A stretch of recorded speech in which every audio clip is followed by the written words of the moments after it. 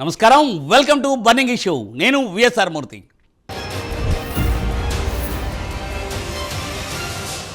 ఆదాయం ఖర్చు రెండూ సమానంగా ఉండేలా చూసుకోవడం పాలకులకు కత్తి మీద సామే.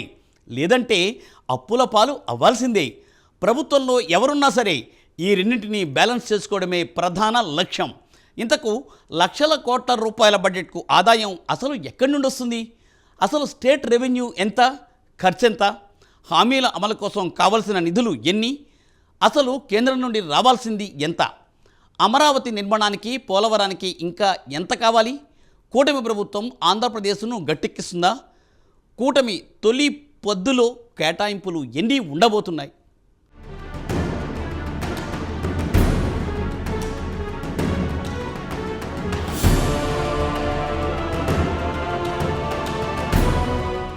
ఏపీ బడ్జెట్ చాలా వర్గాలకు ఊరట కలిగించిందని చెప్పొచ్చు. బడ్జెట్పై డిప్యూటీ సీఎం పవన్ బలమైన ముద్ర ఉందని స్పష్టంగా అర్థమవుతోంది. ఏపీలో కూటమి ప్రభుత్వం ఉన్న పథకాలు, కార్యక్రమాలకు తోడు కొత్తగా మరిన్ని కార్యక్రమాలకు శ్రీకారం చుట్టింది. ఆయా కార్యక్రమాలకు నిధుల కేటాయింపు భారమే అయినప్పటికీ మారుతున్న కాలానికి అనుగుణంగా మార్పులకు శ్రీకారం చుడుతున్నట్టు ఆర్థిక మంత్రి పయ్యావుల కేశవ్ వ్యాఖ్యానించారు. అదేవిధంగా కేంద్రం అమలు చేస్తున్న అనేక పథకాలను అందిపుచ్చుకోవచ్చన్నట్టు ఆయన చెప్పారు. వీటి ద్వారా మరింత స్వావలంబన దిశగా రాష్ట్రాన్ని నడిపించనున్నట్టు తెలిపారు. రాష్ట్రంలోని అన్ని ప్రభుత్వ పాఠశాలలకు ఉచితంగా విద్యుత్ను అందించే కార్యక్రమాన్ని బడ్జెట్లో ప్రతిపాదించారు. రాష్ట్ర వ్యాప్తంగా మొత్తం 92,000 పాఠశాలలు ఉన్నాయి. వీటిలో ప్రాథమిక, మాధ్యమిక, ఉన్నత పాఠశాలలు ఉన్నాయి. వీటన్నింటికీ వచ్చే ఏడాది నుంచి ఉచితంగా విద్యుత్ అందనుందని మంత్రి చెప్పారు. అయితే కేంద్రం అమలు చేస్తున్న సూర్య ఘర్ యోజనను ఈ పాఠశాలలకు అనుసంధానం చేయనున్నారు. తద్వారా పాఠశాలలకు ఉచిత విద్యుత్ అందనుంది. ఎన్టీఆర్ భరోసా పెన్షన్లను నెలకు 4,000 రూపాయలకు పెంచడం జరిగింది. పేదల కోసం 204 అన్నా క్యాంటీన్లను ఏర్పాటు చేయడం జరిగింది. దీపం పథకం ద్వారా ఉచిత సిలిండర్లను ఇవ్వడం జరుగుతోంది. అర్చకులు, ఇమాంలు మరియు మౌజన్లకు గౌరవ వేతనం పెంచడం జరిగింది. 16,347 ఉపాధ్యాయుల నియామక ప్రక్రియకు మా ప్రభుత్వం శ్రీకారం చుట్టింది. అధ్యక్ష, చేసే ప్రతి పనిని ప్రజల ఆమోదంతో చేయాలనేది చంద్రబాబు గారి ఆలోచన. నేడు, రేపు మరియు మర్నాడు ప్రజలను ఒప్పించి ముందుకు సాగాలి. ప్రజాస్వామ్యంలో ఇది నిరంతర ప్రక్రియ. We have to convince people today, tomorrow and day after tomorrow continuously in democracy అనేది ముఖ్యమంత్రి గారు పదే పదే చెప్తుంటారు. బడ్జెట్ అనేది కేవలం కేటాయింపులు మాత్రమే కాదు, ప్రజల ఆశలు, ఆకాంక్షలు, అభివృద్ధి, సంక్షేమం, ఉన్న వనరులతో వీటిని సమతూకం చేయడమే బడ్జెట్ ప్రక్రియ. రాష్ట్రంలో తొలిసారి ప్రాంతీయ భాషాభివృద్ధికి రాష్ట్ర ప్రభుత్వం నిధులు కేటాయించింది. తెలుగు భాష అభివృద్ధికి 10 కోట్లు కేటాయిస్తున్నట్లు మంత్రి ప్రకటించారు. తెలుగు భాషను కాపాడుకోవడం, ముందు తరాలకు ఈ భాషను అందించడం మన కర్తవ్యంగా పేర్కొన్న పయ్యావుల అన్ని దశల్లోనూ తెలుగును అభివృద్ధి చేయనున్నట్టు వివరించారు.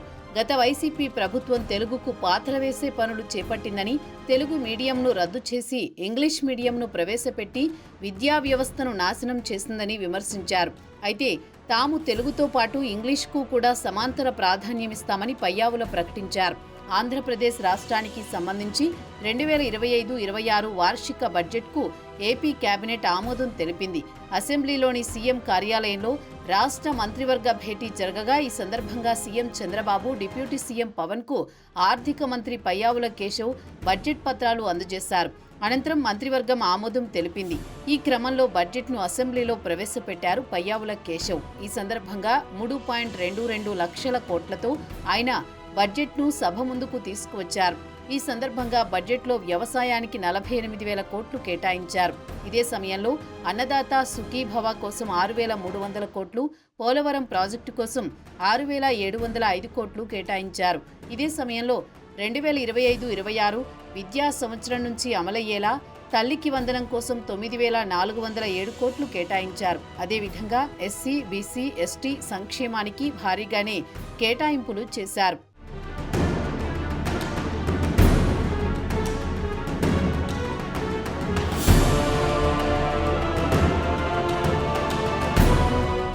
ఈ ఈ సందర్భంగా స్పందించిన మంత్రి పయ్యావుల కేశవ్ రాష్ట్ర రుణ సామర్థ్యం సున్నాకు చేరుకుందని, అప్పు తీసుకునే శక్తి లేని ఏకైక రాష్ట్రంగా ఆంధ్రప్రదేశ్ మిగిలిందని అన్నారు. రాష్ట్ర విభజన కారణంగా రాజధానిని కోల్పోయిన ఏపీకి అమరావతిని ప్రజా రాజధానిగా చేసుకున్నామని, ప్రజల ఆకాంక్షల మేరకు అక్కడ పనులు పెద్ద ఎత్తున చేపడతామని చెప్పారు.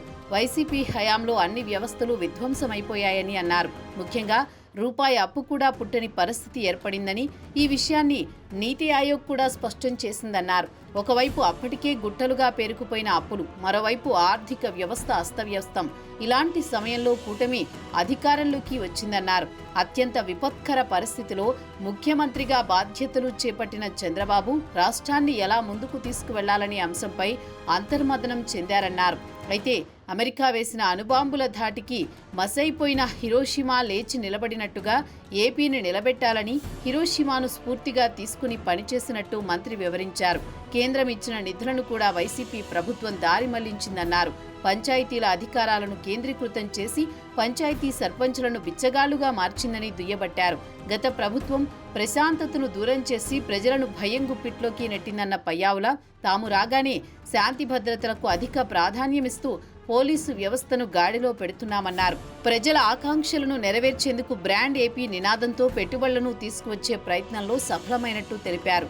ఇప్పటికే అనేక కంపెనీలు ఒప్పందాలు చేసుకున్నాయని, భవిష్యత్తులోనూ అనేక కంపెనీలు రానున్నాయని వివరించారు. రాష్ట్రంలో ప్రభుత్వ పాఠశాలల్లో విద్యార్థుల డ్రాపౌట్లు పెరిగిపోయాయని, అదే సమయంలో వైసీపీ హయాంలో పారిశ్రామికవేత్తలు వెళ్లిపోవడంతో పారిశ్రామిక డ్రాపౌట్లు కూడా పెరిగాయని ఆవేదన వ్యక్తం చేశారు.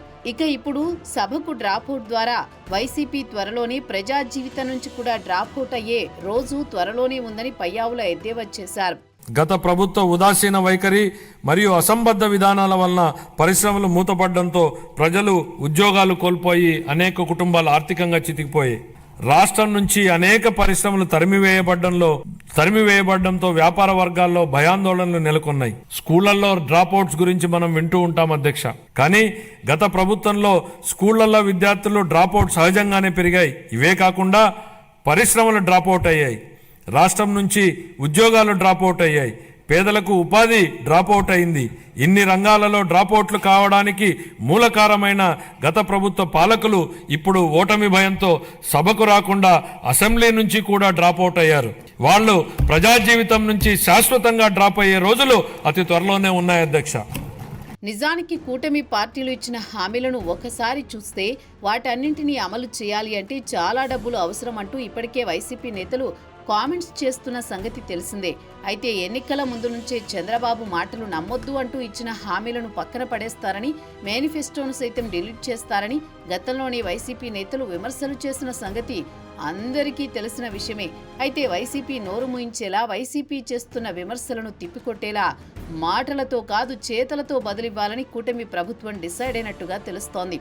ఈ నేపథ్యంలోనే బడ్జెట్లో కీలకమైన హామీలకు భారీగా నిధులు కేటాయించిందని కూటమి వర్గాల్లో టాక్ వినిపిస్తోంది.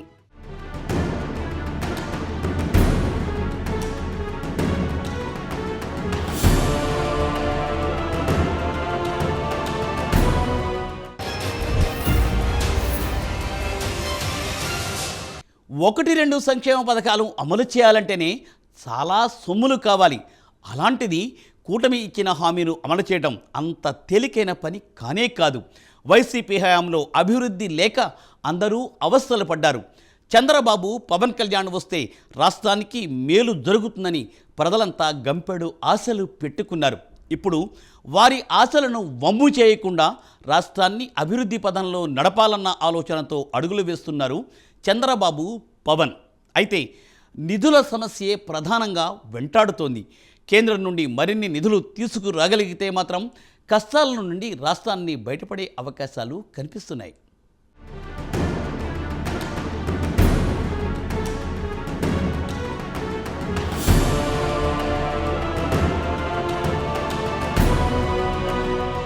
ఓవైపు ఆదాయం తగ్గింది, మరోవైపు సంక్షేమ పథకాల భారం పెరుగుతోంది.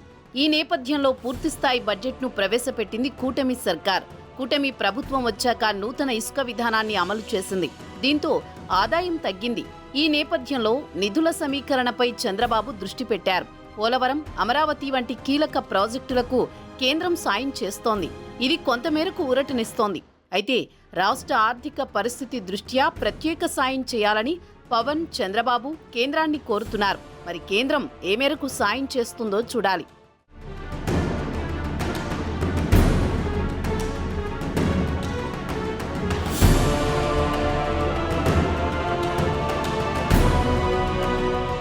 ఏపీ ప్రభుత్వం 2025-26 వార్షిక బడ్జెట్ను ప్రవేశపెట్టింది. తొలిసారి 3 లక్షల కోట్లకు పైగా అంచనాలతో బడ్జెట్ రూపకల్పన చేశారు. తాము ప్రాధాన్యత అంశాలుగా భావిస్తున్న వాటికి అధిక కేటాయింపులు చేశారు. ఆదాయం, అప్పుల అంశంలోనూ బడ్జెట్లో చూపించిన గణాంకాలు తీసుకుని వైసీపీ స్పందిస్తోంది.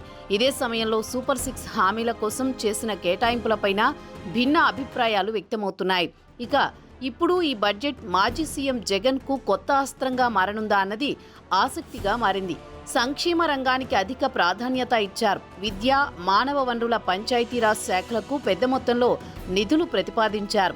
ప్రభుత్వం ఏర్పడి 9 నెలలు అవుతున్నా హామీలు అమలు చేయడం లేదనే విమర్శల వేళ సూపర్ 6లో 2 ప్రధాన పథకాలకు నిధులను బడ్జెట్లో కేటాయించారు. ఇప్పుడు ఈ కేటాయించని ఇతర హామీలపైన మాజీ సీఎం జగన్ నిలదీసే అవకాశం కనిపిస్తోంది. ఇప్పటికే వైసీపీ నేతలు బడ్జెట్పై విమర్శలు స్టార్ట్ చేశారు కూడా.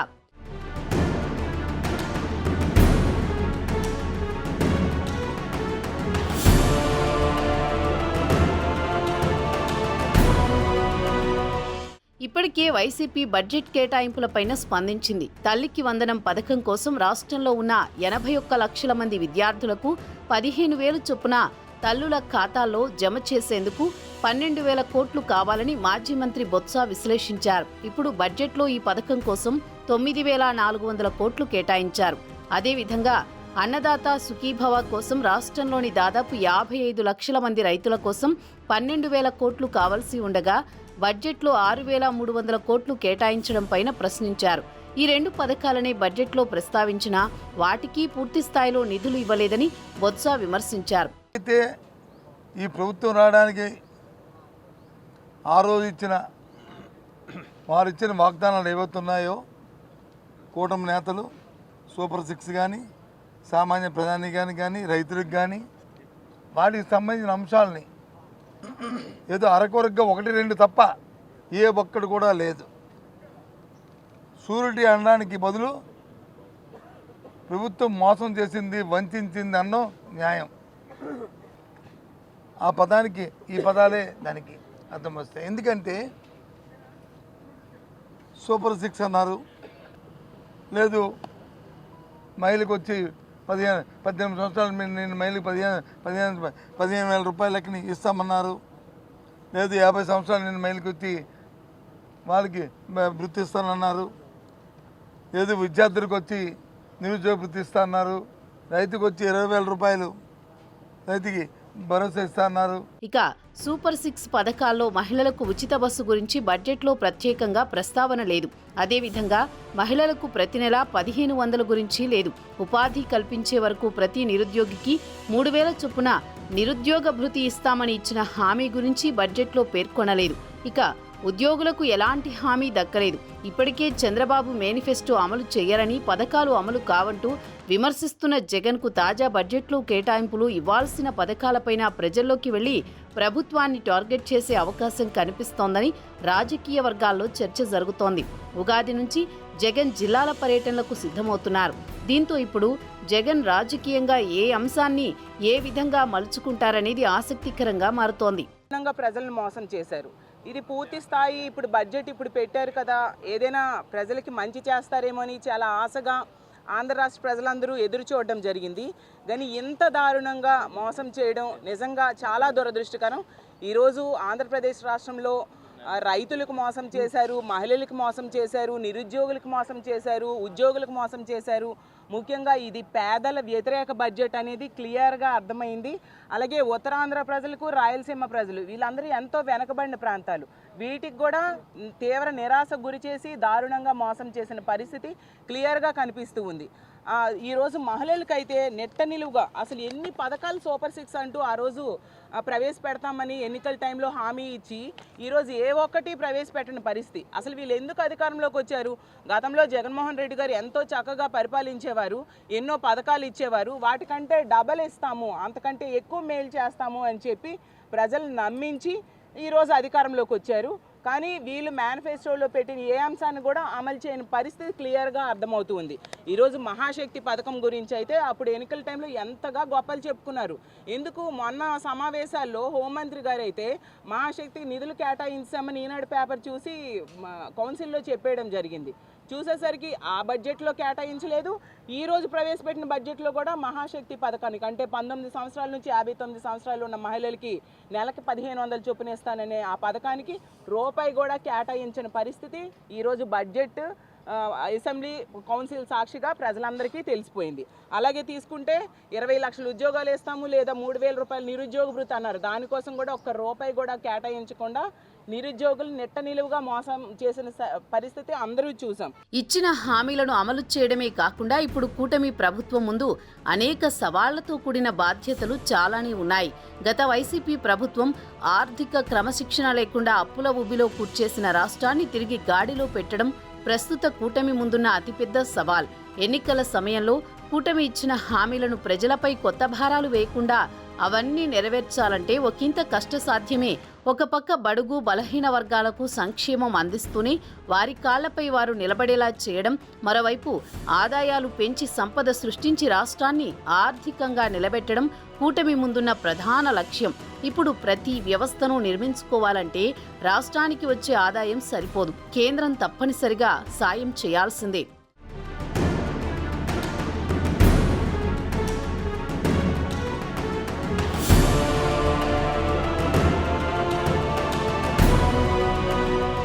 ఏపీ జగన్ హయాంలో అప్పుల ఊబిలో కూరుకుపోయింది. ప్రభుత్వం మారినంత మాత్రానే జగన్ చేసిన అప్పులేమీ చెల్లిపోలేదు.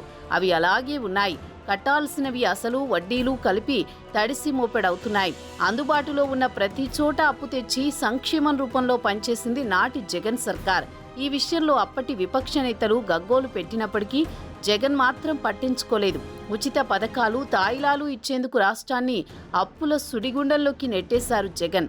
ఓటు బ్యాంకు రాజకీయం కోసం రాష్ట్ర ఆదాయానికి మించి అప్పులు తెచ్చి మరీ సంక్షేమం ఇచ్చారు. ఇప్పుడు వాటిని తీర్చే పరిస్థితి కనిపించడం లేదు. దీంతో హామీల అమలులో ఇబ్బందులు పడుతోంది కూటమి సర్కార్.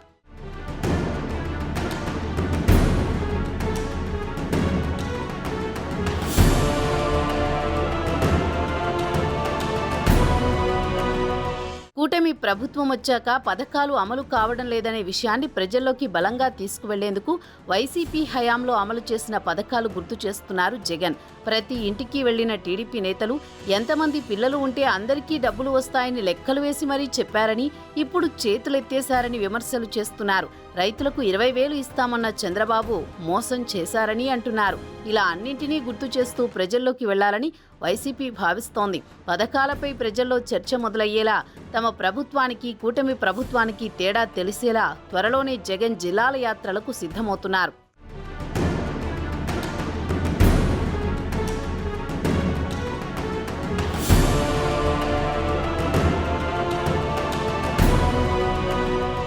ఇప్పటికే అమలవుతున్న పథకాలకు, ఉద్యోగుల జీతాలకు, పెన్షన్లకు ప్రస్తుతం వస్తున్న రెవెన్యూ అంతా ఖర్చవుతున్నట్లు తెలియవస్తోంది. ఇక మిగిలిన పథకాలను కూడా అమలు చేయాలంటే వేల కోట్ల రూపాయలు కావాల్సిందే. బడ్జెట్లో కేటాయింపులు చూస్తే 3 లక్షల కోట్ల రూపాయలకు పైగా నిధులు కావాల్సి ఉండగా వాటి నుండి ఎక్కడి నుండి తెస్తారో తేలాల్సి ఉంది.